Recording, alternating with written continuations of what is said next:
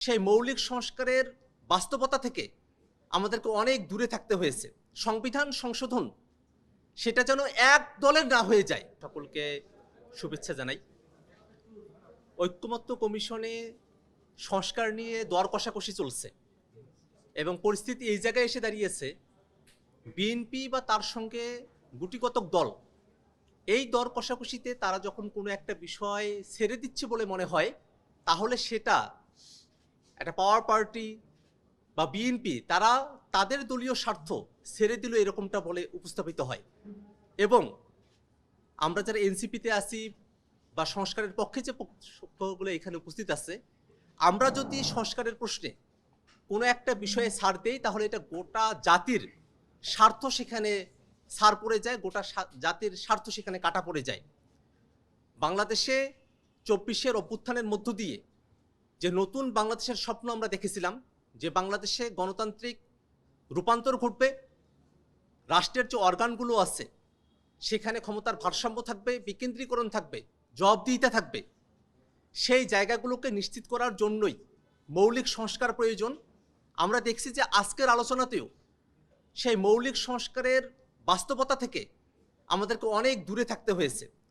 যখন হাউজে রাজনৈতিক দলগুলোর মধ্যে এনসিসির বিষয়ে আলোচনা হলো, এনসিসির বিষয়ে আপত্তি আসলো যে নামের ভারেক্কি থাকে, তখন নামকরণের জায়গাটাকে শিথিল করে ঐক্যমত্য কমিশন সেটাকে সাংবিধানিক এবং সংবিধিবদ্ধ প্রতিষ্ঠানের নিয়োগ কমিটি হিসেবে সেটাকে উপস্থাপন করেছে।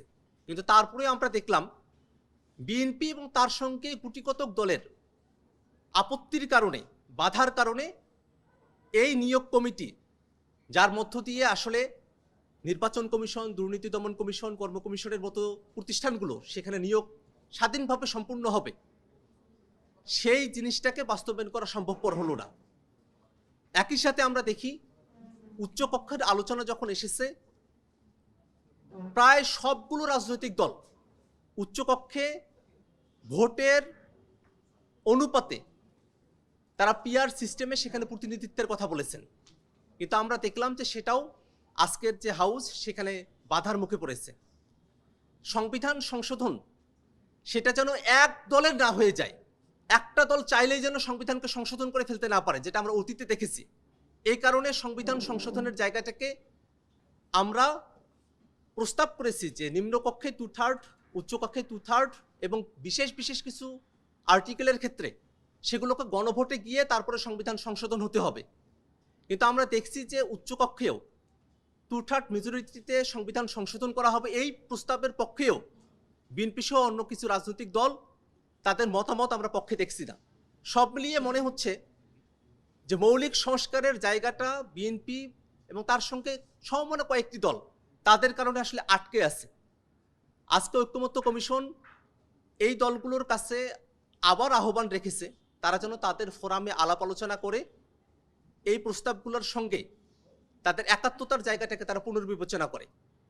আমরাও একই কথাটা বলতে চাই, এত মানুষের রক্তের ভিতর দিয়ে আমরা যে নতুন বাংলাদেশ পেয়েছি, সেই বাংলাদেশে কোনো একটি সরকার ক্ষমতায় এসে নির্বাচন কমিশনকে যাচ্ছেতাইভাবে ব্যবহার করতে পারবে, দুর্নীতি দমন কমিশনকে যাচ্ছেতাইভাবে ব্যবহার করতে পারবে, সরকারি কর্ম কমিশন এবং অন্যান্য সাংবিধানিক এবং সংবিধিবদ্ধ প্রতিষ্ঠানগুলোতে তাদের ইচ্ছা মতো, মর্জি মতো দলান্ধ ব্যক্তিদেরকে নিয়োগ দেবে, তাদের মতো করে সেই প্রতিষ্ঠানগুলোকে ব্যবহার করবে, বিরোধী মতকে দমন করবে এবং বাংলাদেশে সরকারের জবাবদিহিতার জায়গাকে নিশ্চিত হতে দেবে না, এমন পরিস্থিতি বাংলাদেশে যারা তৈরি করতে চাচ্ছে, তাদের সঙ্গে বাংলাদেশের আপামর জনতার কোনো সংযোগ নেই, তাদের সঙ্গে আপামর জনতা কোনোভাবেই একাত্ম হতে পারে না।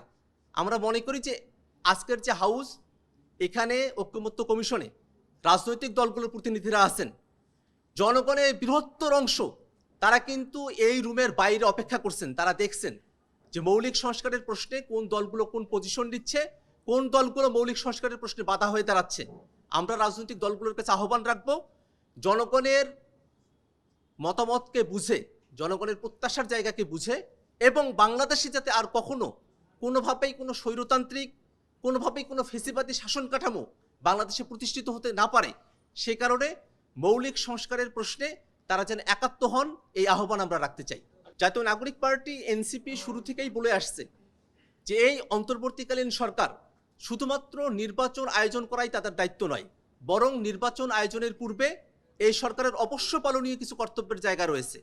জুলাই ঘোষণাপত্র প্রণয়ন করা, মৌলিক সংস্কারের ভিত্তিতে জুলাই সনদ ঘোষণা করা, বিচারকে দৃশ্যমান পর্যায়ে উন্নীত করা এবং নির্বাচনের জন্য লেভেল প্লেইং ফিল্ড এবং মাঠ পর্যায়ের প্রশাসনের নিরপেক্ষতা নিশ্চিত করা। যদি অন্তর্বর্তীকালীন সরকার এই প্রাথমিক কর্তব্যগুলো, অবশ্য পালনীয় কর্তব্যগুলো যদি তারা পালন করতে ব্যর্থ হয়, সেক্ষেত্রে সামনে যে নির্বাচন হবে সেই নির্বাচনে জাতীয় নাগরিক পার্টি অংশগ্রহণ করবে কিনা সেটা আমরা অবশ্যই পুনর্বিবেচনা করব।